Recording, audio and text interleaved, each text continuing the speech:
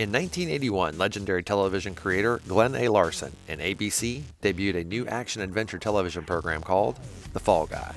It starred Lee Majors as Colt Seavers, a Hollywood stuntman who moonlights as a bounty hunter between movies. The show was a success not only because of the character of Colt, but also because of his 1981 GMC K-2500 Wideside pickup. In 1982, the die-cast toy company Ertl produced a series of toys based on the Fall Guy, including Colt's truck. And today, we'll be looking at the Fall Guy GMC K-2500 Wideside, here on KREED'S Collection.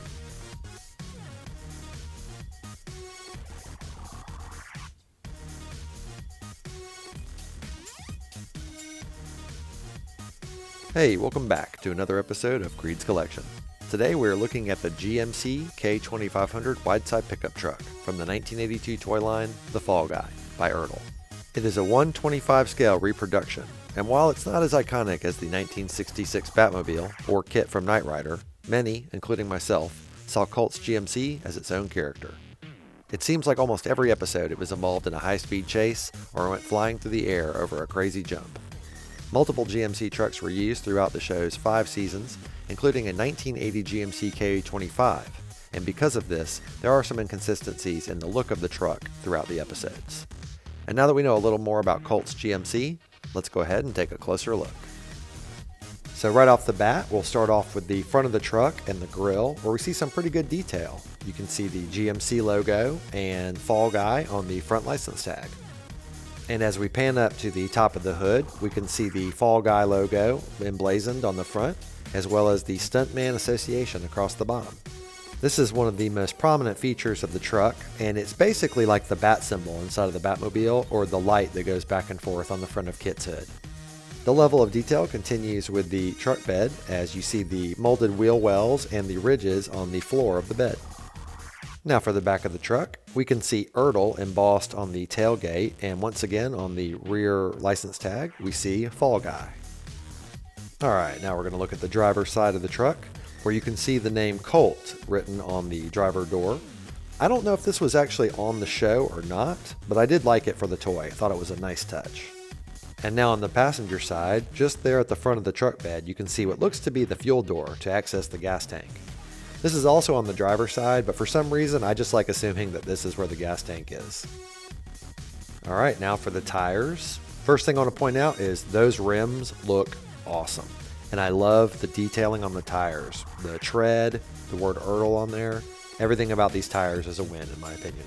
Including the fact that they spin really easily. So unlike a lot of the toys I've reviewed lately, this one actually rolls very, very well. And in addition to the tires being so awesome, the axles actually have a little bit of play left and right to allow it to climb over rocky terrain. And that brings us to the bottom of the truck, where they could have skimped out, but they did not. The detail continues down here, where you can actually see the drivetrain underneath the truck. And while it's completely unnecessary, I applaud whoever decided to put this on there. Now normally this is where we would go ahead and look at the copyright information, but it is completely obscured by the black piece of the frame right there.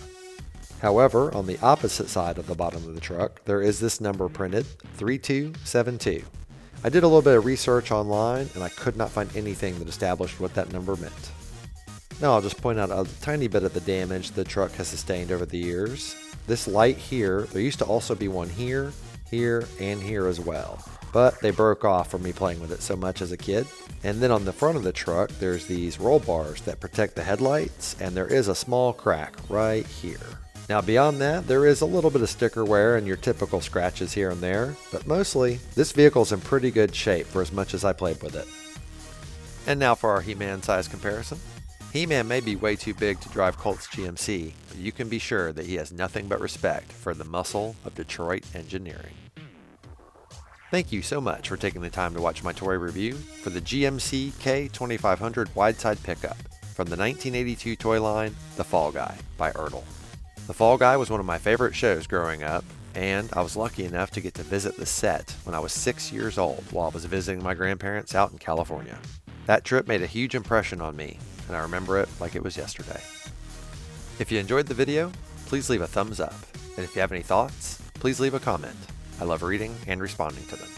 And while you're at it, if you haven't already, please consider subscribing. I'd really appreciate it and it would help my channel grow. I review a toy for my vintage collection every Wednesday, so I hope to see you next week and every week after, here on Creed's Collection.